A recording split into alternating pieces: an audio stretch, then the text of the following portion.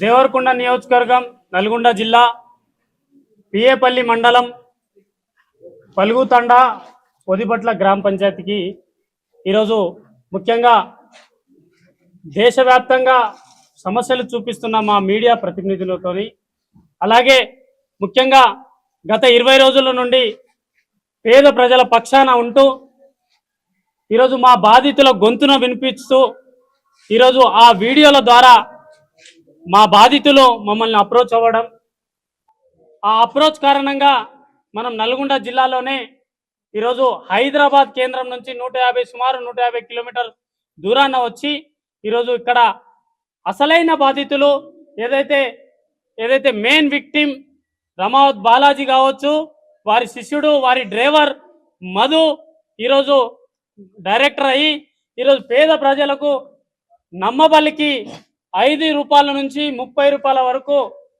వడ్డీ ఇస్తానని చెప్పి మీరు మీ పుస్తెల తాడమ్మి మీరు మీ ఇంటికి మార్టిగేజ్ లోన్ తీసుకొచ్చి మీ పిల్లల పుస్తలు అమ్మి అలాగే మీ చుట్టాల దగ్గర లోన్లు తీసుకొచ్చి మీ మిత్రుల దగ్గర డబ్బులు మిత్రులకు తీసుకొచ్చి నాకు ఇస్తే నేను దానికి 5 నుంచి 30 రూపాయల వడ్డీ వసూలు చేసి ఇస్తా. నా వెనకాల ఢిల్లీ నుంచి అమిత్ పటేల్ ఉన్నాడు, మనకి ఏమి కాదు. నా వెనకాల మన గిరిజన బిడ్డ, మన గిరిజన తండాల నుంచి ఈరోజు దేశాల్లోనే ఎక్కడ ఏ స్టేజ్లోనా మంగ్లీ గారు ఉన్నారు. వారి సొంత చెల్లిని నేను పెళ్లి చేసుకుంటున్నా. ఇక్కడి మన తండకి 3 సార్లు వచ్చింది, మీరే చూశారు కదా. రాత్రి వస్తే పొద్దుగాల పోతుంది. ఇగో ఈ పక్కన ఖాళీగా ఉన్న ప్రదేశంలో 5,000 మందితోని నా ఎంగేజ్మెంట్ కూడా ఇక్కడే ఏర్పాట్లు పూర్తి చేసుకోవాలని మేమంతా డిజైన్ చేశాం. నేను చదువుకుంది 8వ తరగతి ఫెయిల్, కానీ నాకు మంగ్లీ గారి చెల్లినిచ్చి పెళ్లి చేస్తానని ఒప్పుకున్నది. ఈ ఇంటిని డిజైన్ చేస్తుంది కూడా మా మంగ్లీ గారే.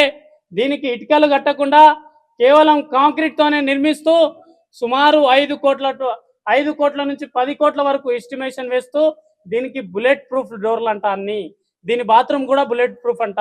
ఈ పేద ప్రజలు చెప్తా ఉన్నారు. ఇదే పేద బాధితులు ఏమంటున్నారంటే, అమ్మా మేము కూడా యూట్యూబ్లో వచ్చింది, టీవీలో వచ్చింది, మేమంతా మీ మాటలు విన్నాము. నువ్వు మధుకు సంబంధం లేదన్నావు కదా, మరి మా తండాలో దసరా జరగలేదు, మా తండాలో భవానీ పూజ జరగలేదు, మా తండాలో ఒక పెళ్లి కాలేదు, మా తండాలో ఎవరి ఇంటి గృహప్రవేశం కాలేదు, మరి ఈ తండకు నీకు పిలిచింది ఏ మూడు కూడమ్మా? ఆడు ఎవడు ఏదో పిలిచిండు. రాత్రి 12 గంటల రాత్రి మిర్యాలగూడ స్థానిక శాసనసభ్యులు వారి పుట్టినరోజు వేడుకల నుంచి ఇక్కడ వదిబట్ల గ్రామానికి రావడానికి సుమారు 70 కిలోమీటర్లు, అంటే ఈ 20-30 కిలోమీటర్లు సింగిల్ రోడ్. రాత్రి 12 గంటలకు రావడానికి ఏ మూర్ఖుడమ్మా నీకు పిలిపించింది? మా తండా సర్పంచ్ ఏమైనా పిలిపించిందా? మా తండా నాయకు ఉంటాడు, డా ఉంటాడు, కారోబార్ ఉంటాడు, ఈ 4 ఎవరైనా పిలిపించిరా? ఎవరు పిలవలేదు కదా. నువ్వు 3 సార్లు 4 సార్లు వచ్చి బ్యాగులు తీసుకొని పోయినావంట. మరి ఇదంతా మా తండా బాధితులు, డబ్బులు ఇచ్చినటువంటి బాధితులు, వాళ్ళ జీవితాన్ని దారబోసి వాళ్ళు 30 సంవత్సరాలు వెనుక నెట్టి వాళ్ళు కష్టపడి మీకు ఇచ్చిన డబ్బులని మీరు డోన్లేమో సిమెంట్ ఫ్యాక్టరీ పెట్టుకున్నారంట, జైరాబాద్లో 100 ఎకరాల ల్యాండ్ తీసుకున్నారంట, బెంగళూరు సమీపంలో ఒక 30 కోట్లు పెట్టి మీరు ల్యాండ్లు కొన్నారంట, అలాగే ఇక్కడ మిర్యాలగూడలో రైస్ మిల్లు కొన్నారంట, అలాగే బార్లు కొన్నారంట. మరి ఈ డబ్బులు ఎక్కడివి? కోకపేటలో భూములు కొన్నావంట, 25 లక్షలు నీకు టోకెన్ అమౌంట్ ఇచ్చి నీ ఇల్లును కూడా కొనడానికి ట్రాన్స్ఫర్ కూడా అయ్యింది, అది కూడా నువ్వే ఒప్పుకున్నావు కదా. సంబంధం లేనివంటి వ్యక్తి 25 లక్షలు ఎందుకు వచ్చినాయి నీ అకౌంట్కి? ఇది చెప్పాలి. సంబంధం లేని వ్యక్తి 25 లక్షలు నీ అకౌంట్కి ఎట్లా వచ్చినాయి? వస్తే సంబంధం ఏంటిది? మా మధుకి నా ఇల్లు అమ్మేస్తున్నది 2.5 కోట్ల ఇల్లు అంటే నీ ఆదాయం ఎంత? నువ్వు ఈరోజు సింగర్గా ఉన్నావు కదా, నీపై ఆరోపణలు చేస్తుంటే, అరే గిరిజన బిడ్డల గురించి మాట్లాడుతుంటే ఒకవైపు బాధ ఉన్నా 100 మంది బాధితుల ప్రాణాలు పోతున్నాయి. నీ ప్రాణాలు ఒక లెక్కనే కాదు. గుర్తుపెట్టుకో మంగ్లీ, నీపై గౌరవం ఉంది, కానీ అంతకంటే గౌరవం ఈ పేద బాధితుల పట్ల ఉంది. ఈరోజు మేము మా మీడియా ప్రతినిధులతోటి మేము హైదరాబాద్ నుంచి స్టార్ట్ అవ్వగానే అన్న పాల్తే తండలో పాల్తే రమేష్ చనిపోయిండు. ఇదే ఒత్తిడితోని అక్కడ ఇచ్చినటువంటి చుట్టాలు ఒత్తిడి చేయడం వల్ల 2 రోజుల క్రితం ఆయన తమ్ముడికి పెళ్లి చేసి ఈ రోజు ఆయన ప్రాణాలు కోల్పోయిండు.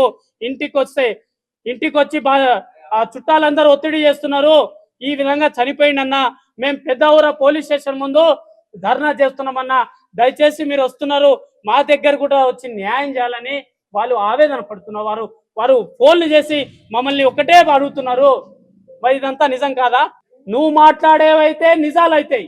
నిన్ను మీడియా ప్రశ్నిస్తే మీడియా టార్గెట్ చేస్తుందంటావు. నిన్ను ప్రజాప్రతినిధులుగా మాట్లాడితే అబద్ధాలు చెప్తున్నారు అంటారు. నిన్ను ప్రజా సంఘాలు మానవతో వాదులు మాట్లాడితే నన్ను టార్గెట్ చేస్తున్నా అంటున్నావు. మరి నువ్వు పేడ్ బ్యాచ్లతో మాట్లాడించే వాళ్ళేమో నిజాలు, మరి అదే పేడ్ బ్యాచ్ తోని మా తండా ప్రజలు ఇక్కడ పలుగు తండా, చింతల తండా, ఇత పాల్తే తండా వీళ్ళందరూ ఏమంటున్నారంటే మా తండలకు వచ్చిపోతల్లి నీకు మేము సన్మానం చేసి పంపిస్తామని చాలా మర్యాద పూర్వకంగా చాలా గౌరవపదంగా వాళ్ళు చెప్పడం, మేము మీడియా వాళ్ళందరూ వారి ఫేస్ టు ఫేస్ వాళ్ళు ఇంటర్వ్యూ చేసుకున్నారు కదా, మరి మేము చెప్పే అబద్ధాలు ఎందుకైతాయి? మేము డే 1 మా నాయకుడు సంపత్ నాయక్ గారు చెప్పినట్టు ఎప్పుడైతే ప్రొడ్యూసర్ కౌన్సిల్లో మా రఘురామ్ రాథోడ్ గారు, అలాగే సంపత్ నాయక్ గారు, అలాగే ఇక్కడ వచ్చినటువంటి పవన్ రాథోడ్ గారు, మా తమ్ముడు వినోద్ నాయక్, మా సోదరి ప్రత్యూష రాథోడ్ గారు, మేమందరం కలిసి ప్రొడ్యూసర్ కౌన్సిల్లో ఫిర్యాదు చేయడం కూడా జరిగింది. ఫిర్యాదు దేనికి చేయడం? ఆరోపణలు వస్తున్నాయి గిరిజన బిడ్డకి, మేము తొందరలోనే సాక్ష్యాలతో బయటికి వస్తామని చెప్పాము. సాక్ష్యాలతో వచ్చాం. మేము ఎక్కడ ఎవరిని లొంగలేదు. ఎక్కడ పేద ప్రజలు మాకు ప్రూఫ్లు ఇస్తారో అవి అన్ని మీ దగ్గర తీసుకొచ్చి పెడితే మా పైన దాడులు. స్వయంగా లైవ్ లో ఉన్నప్పుడు నువ్వే ఫోన్ చేసి ఆ మూర్ఖుడు బయట పెట్టకపోతే ఇదంతా బయటికి పడేదే కాదు ఎగ్జాక్ట్లీ అని చెప్పేసి నువ్వే అన్నావు కదా. అక్క చెప్పక్క, ఆడు సో ఒక వ్యక్తి వాడు తీయకపోతే ఇదంతా బయటికే రాదు, దొంగ ఇట్లా ఎందుకు మాట్లాడతారు? నువ్వు తప్పు చేయకపోతే ధైర్యంగా బయటికి వచ్చి మా పేద ప్రజలను తీసుకొస్తా, మధు గారి పైన సిబిఐలో కంప్లైంట్ చేద్దాం. నువ్వు కట్టించినటువంటి నీ తండాలో నీ ఇష్ట దైవం ఆ హనుమంతుని మీద ప్రమాణం చేసి నువ్వు రా, ఈ తండా బాధితులను నేను తీసుకొస్తా, సంపత్ నాయక్ గారు తీసుకొస్తారు, సిబిఐలో కంప్లైంట్ చేద్దాం. ఈ కేసులో మేము ఇప్పుడు సిబిఐలో కంప్లైంట్ చేస్తున్నాం. నువ్వు దేవుని మీద ప్రమాణం చేయి, నేను కట్టించినటువంటి ఆ హనుమంతు మీద ప్రమాణం వేసి చెప్తున్నా, నేను ఈ కేసులో ఎవరికి ఇన్ఫ్లుయెన్స్ చెయ్యను, నాకు పేద ప్రజల బాధ్యత, వెంటనే ఉంటా, వాళ్ళు ఎక్కడికి తీసుకెళ్తే అక్కడ ఉంటా అని ధైర్యంగా రా, నీ మీద నిందలు మోయడం మాకేం అవసరం? నిన్ను ఇదే సంపత్ నాయక్ గారు ఎన్నో అవకాశాలు ఇచ్చి ఆ స్టేజ్ ఎక్కించారు కదా, నిన్ను గిరిజన బిడ్డలు ఎట్టి పరిస్థితుల్లో వదలరు. ప్రతి సంఘాలు స్పందించాలి. నేను ముఖ్యంగా ఒకటే రిక్వెస్ట్ చేస్తా ఉన్నా, ఈరోజు 27వ తారీఖు నేను ప్రతి మీడియాకి ఇదే స్టేట్మెంట్ ఇస్తున్నా.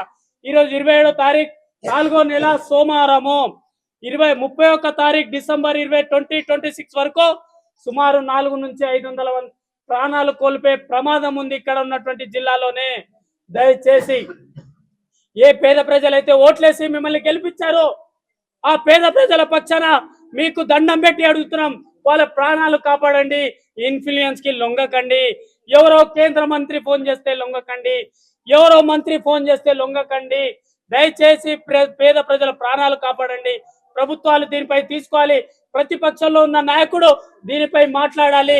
ఇదేదో కులాల మధ్య పంచాయతీ కాదు, పేద ప్రజల ప్రాణాల పంచాయతీ.